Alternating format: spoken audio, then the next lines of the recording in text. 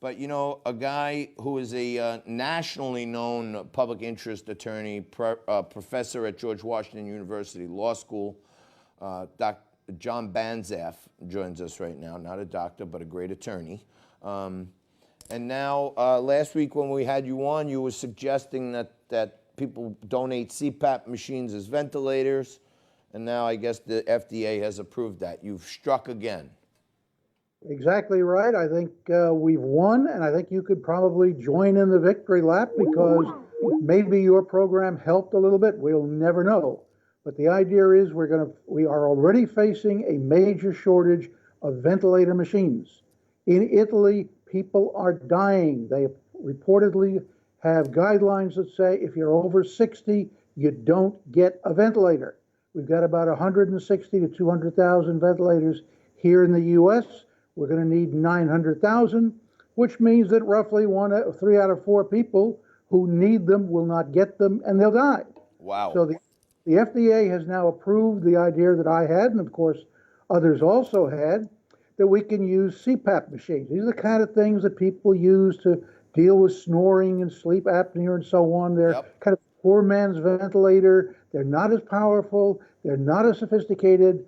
But I think there are going to be many people in the hospitals because of the COVID virus who don't quite need all of the power, all the sophistication of a full-fledged hospital ventilator, but can get by with a CPAP. So this is a very important development. The FDA has blessed it. They proposed it. More importantly, they have authorized it. They have made it legal for hospitals to do it. And we got a number of things we got to do right now. Your audience can help, by the way. One is get the word out to the hospitals. New York is the most critical, the epicenter, the most likely to run out of ventilators first.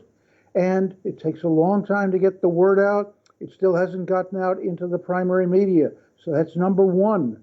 Number Doc, two. what about, let me just ask you this. Let's say some local community organizations want to do a drive. Hey, drop off your CPAP machine here. And then we bring a batch to the hospital. What are the risks of people, you know, are they clean? You know what I mean? Like how do the hospital will know how to repurpose them? I think the hospital will know a lot better than any individual, how to clean them and how to sterilize them and how to get them ready. But in any case, let me put it to you like this. If you were one of these people in a bed and they were saying, hey, we don't have a ventilator for you, but oh, we got this CPAP machine. We're not quite sure it's totally sterilized. You might just get the virus. Your answer would be, my answer certainly would be, give me the damn CPAP. And by the way, I've already got the virus, so I'm not that worried about the sterilization. Right, so let me try it. Right. Your antibodies may build up faster. But that's the step, John, the hospitals have to develop guidelines, how to sterilize them, which ones to use, under what circumstances, how do you set them, how do you set the pressure, how do you set what we call the ramp speed, and so on. Maybe individual hospitals will do it, maybe some organization will get together and do it, but you got to do it ASAP, or as doctors put it, well, look, I'm gonna spread the word right here in my community that, you know, one thing people can do to help is to clean them up, put them in a plastic bag and bring them somewhere, the hospital or a drop-off point or something.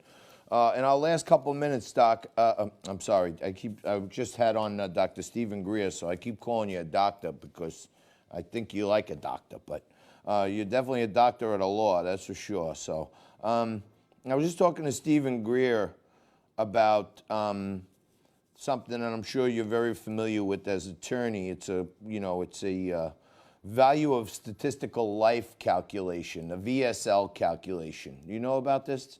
Sure. So use it all the time. I've been telling my viewers that, you know, basically the government does some kind of calculation on every new regulation that, well, how much will it cost one side, and then how many lives will it save? And then I guess they call that the value of statistical life. Right?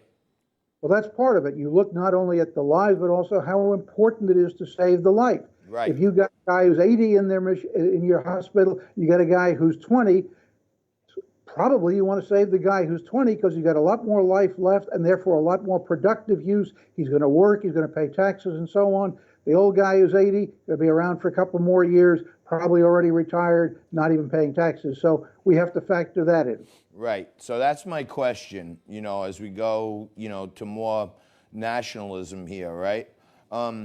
In one case where Obama's administration wanted to increase the thickness of automobile roofs by 1 inch, they came up with a composite value of statistical life of 15 million per life. The cost that it would be was 15 million per life to be saved. That's on an average. If you go into it, those people that are over 75, they're not worth 15 million in the VSL, in the government VSL. They're worth like 5, right? That's right. And then you pour in the fact that 50% of all humans' healthcare costs are borne in the last 2 years, pretty much. Right. Right? So, Right. If you take 5 million for someone over 80, and then I don't know what the annual is for, an 80-year-old's healthcare cost, but it's probably going to be a lot. Then you get to, some number. How many 80-year-old folks, how will they determine if someone's 40 or 80? If they get it, they're going to go to this thing and say, well, the 40-year-old is worth 16 million, and the 80-year-old is not paying taxes and eating up healthcare costs. So they're going to start to ration them like socialism to the people who have a higher value of statistical life. Well, that may become inevitable. I mean, if there aren't enough ventilator machines around, if 3 out of 4 people with the COVID need the ventilators and they aren't there, some have to die, and you have to have some criteria. You may want to make an exception. Some guy's 80 years old, but he's a great doctor, likely to solve the virus crisis.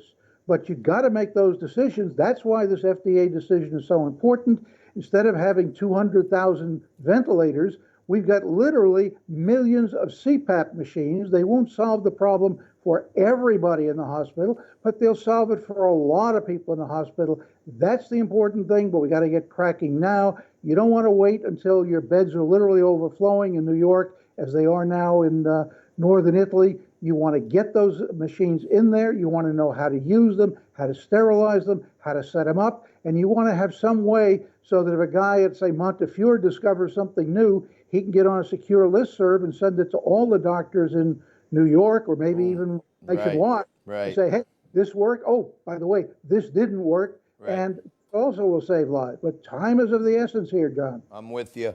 Hey, John, thank you so much. I appreciate you also throwing us a little bone and saying we might have a little bit of the credit in getting the word out on the CPAP. But anything we could do, I got to have you back. Your voice is so powerful and meaningful, and a lot of people really respect what you do and what you know. So we need you back soon, okay?